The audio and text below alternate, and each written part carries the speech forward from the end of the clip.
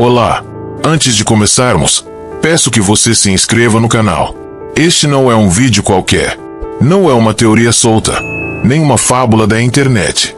É um testemunho real, assustador, profundo, vindo das sombras do Vaticano. E quem o compartilhou, nunca mais foi visto. O nome dele é Eduardo Vasconcelos, um ex-padre que resolveu quebrar o silêncio. O que ele descobriu pode mudar tudo o que você acredita sobre a fé, sobre a igreja e sobre a história da humanidade. Nos anos 80, Eduardo era um jovem sacerdote cheio de fé. Entrou no seminário com o coração puro, querendo ajudar. Viu milagres, viveu a caridade, acreditava no bem. Mas algo estranho pairava sobre os corredores do Vaticano. Rituais em línguas estranhas, símbolos ocultos esculpidos em altares, e rostos tensos de cardeais durante cerimônias silenciosas. O tempo foi revelando o que ninguém ousava dizer. E o silêncio era tão pesado que se tornava um aviso. Até que um dia, ele conheceu o Padre Jeová, um brasileiro misterioso com livre acesso a áreas restritas. No início, Jeová parecia apenas mais um entre tantos. Mas havia algo em seu olhar, como quem carrega um fardo que não pode compartilhar. Ele evitava perguntas, mudava de assunto, sorria quando pressionado, mas o sorriso nunca alcançava os olhos. Eduardo sentia que havia algo guardado ali. Algo enorme, silencioso, proibido. Certa vez, ao visitá-lo no fim da tarde, percebeu um livro aberto sobre a mesa de Jeová, mas era um livro sem título. As páginas continham símbolos incompreensíveis, diferentes de qualquer alfabeto conhecido. Antes que pudesse perguntar, Jeová fechou o livro rapidamente. Havia medo no gesto, e talvez culpa. Eduardo começou a ter pesadelos recorrentes. Sonhava com corredores escuros, vozes sussurrando atrás das paredes, e figuras observando-o do alto. O Vaticano parecia mais o labirinto do que um templo. Ele passou a notar que algumas áreas eram inacessíveis para padres comuns. Portas troncadas, alas sem nome, guardas discretos mas atentos. Certa noite, jurou ter ouvido um som vindo do subsolo, algo entre um canto e um lamento. Mas ao perguntar aos superiores, diziam que ele estava estressado demais. Eduardo começou a manter anotações secretas. Cada detalhe estranho, cada nome sussurrado, cada gesto de tensão, tudo registrado. Foi nesse período que sua fé começou a se misturar com inquietação. A pergunta que ele não conseguia mais calar era: o que existe por trás das paredes douradas do Vaticano? E quanto mais ele tentava esquecer, mais o chamado do desconhecido sussurrava em seus ouvidos. Como se algo, ou alguém, estivesse esperando que ele descobrisse a verdade. Numa noite fria de outono romano, Eduardo e Jeová estavam sozinhos no claustro. Compartilhavam um vinho antigo, num silêncio que parecia pesar mais do que as palavras. A lua iluminava suavemente as pedras do pátio, mas o clima era denso, havia algo no ar. Eduardo, com o coração inquieto, não aguentou mais. Virou-se para Jeová, com a voz quase trêmula, perguntou: o que você já viu aqui que não pode contar para ninguém? Jeová permaneceu em silêncio por longos segundos. Fitava o horizonte escuro como quem procurava coragem entre as sombras. E então disse: algumas coisas não podem ser ditas. Outras não podem ser desfeitas depois de ouvidas. Mas Eduardo insistiu. Ele precisava saber.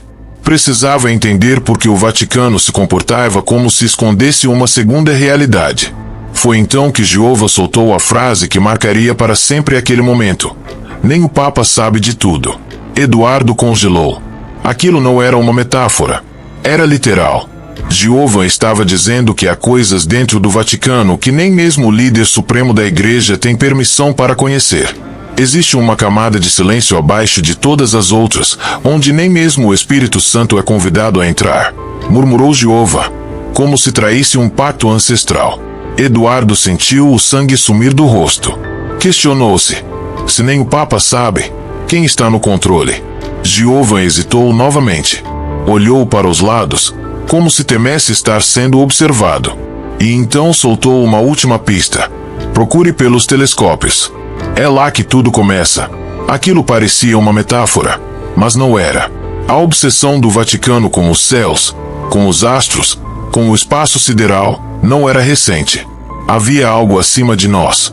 Algo sendo observado. Algo que exigia atenção constante. Mas por quê? O que existe nas estrelas que tanto assusta os homens de batina? A resposta ainda estava longe, mas Eduardo acabará de atravessar um ponto sem retorno. Naquela noite, ele não dormiu.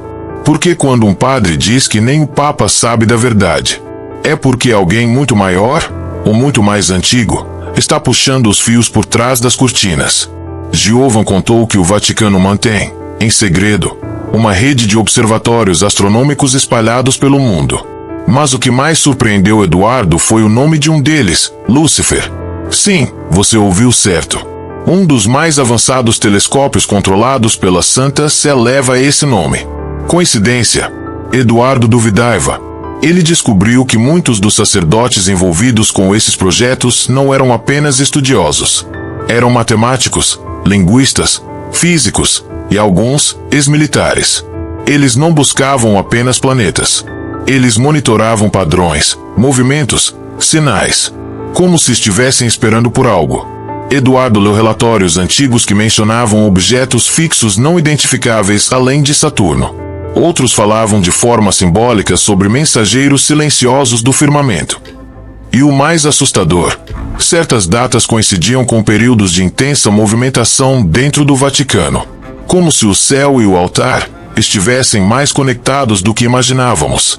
Na cabeça de Eduardo, surgia uma nova pergunta. E se o Vaticano não estivesse apenas olhando para as estrelas, mas se comunicando com o que está lá? Era tarde. Os corredores do Vaticano estavam silenciosos, mergulhados numa penumbra sagrada. Eduardo caminhava sozinho, os passos ecoando entre colunas de séculos.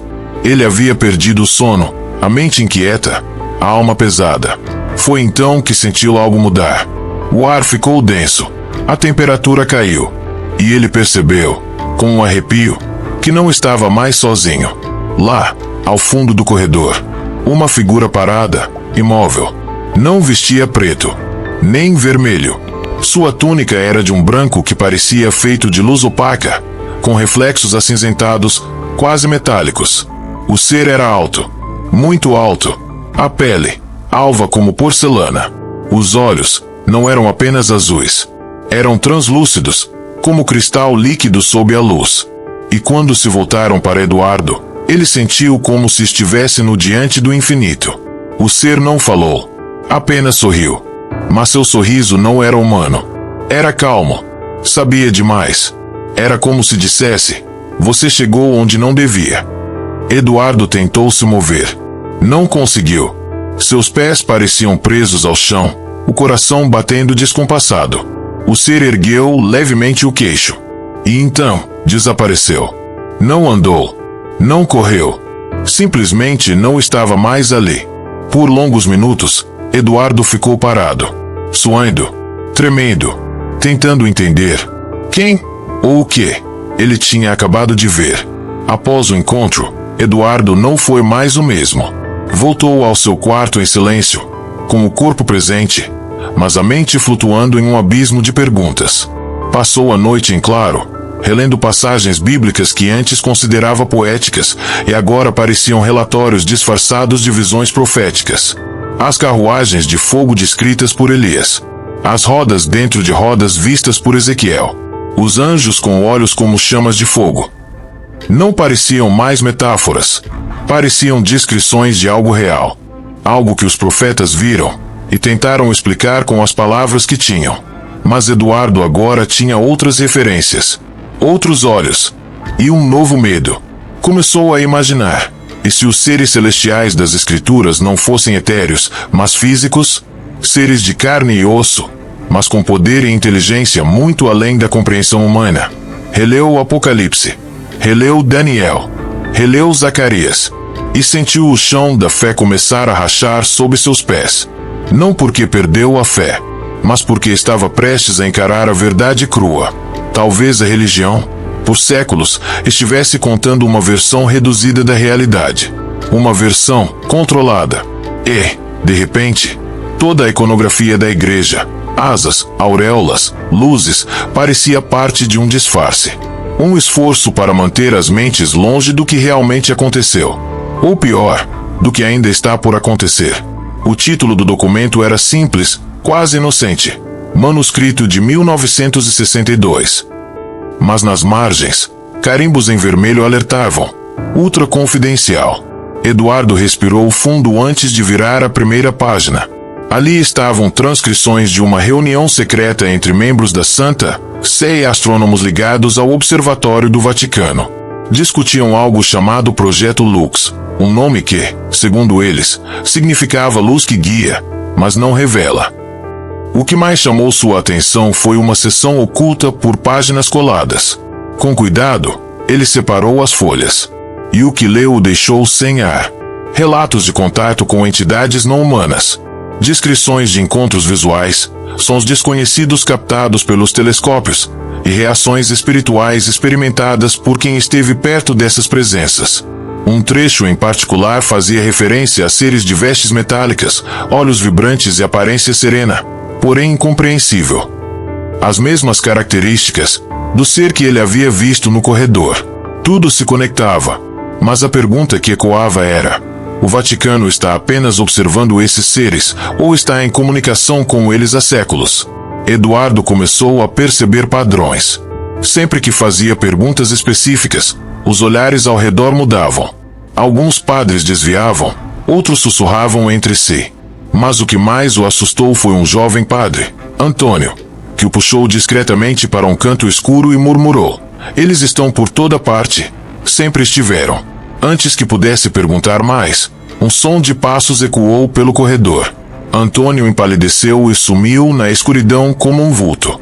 Eduardo se virou e viu o homem de terno cinza parado, imóvel, observando. Era o mesmo que aparecia em cada lugar que ele ia. O silêncio daquele olhar dizia mais do que 1000 ameaças. Naquela madrugada, Eduardo acordou com um som sutil. Um leve estalo, como madeira se torcendo no escuro. Ao abrir os olhos, sentiu o ar gelado e imóvel, como se o tempo tivesse parado. Na porta do quarto, ele estava lá novamente. O mesmo ser, mais próximo, mais nítido. A luz da lua atravessava a janela e parecia refletir em sua pele como porcelana líquida. Eduardo tentou gritar, mas nenhum som saiu. O ser levantou uma das mãos lentamente, sem agressividade. E então, como uma enxurrada, imagens invadiram sua mente. Planetas distantes, estruturas flutuando no espaço. Um templo, abaixo do Vaticano, construído sobre algo antigo, enterrado, esquecido. E por fim, uma visão, o rosto do próprio Eduardo, cercado por luz e trevas ao fundo. Quando piscou, o ser havia desaparecido. Mas dentro dele, algo havia mudado para sempre. Após o último encontro, Eduardo sabia que estava marcado. As sombras pareciam segui-lo a cada esquina. Seus passos ecoavam acompanhados. Seu nome, sussurrado nos corredores. Foi então que decidiu. Ele precisava sair do Vaticano. Antes, porém, deixou cópias do manuscrito escondidas em diferentes lugares. Na calada da noite, escreveu cartas de despedida e depositou fé nas mãos de estranhos corajosos. Quando finalmente encontrou um jornalista disposto a ouvir, teve uma surpresa arrepiante. Eu já sei quem você é, e você está em perigo. Poucos minutos depois, uma van escura estacionou do lado de fora. Homens desceram silenciosos, com movimentos treinados. O jornalista gritou: corre! Pelos fundos. Eduardo fugiu. E a partir daquele momento, nunca mais foi visto.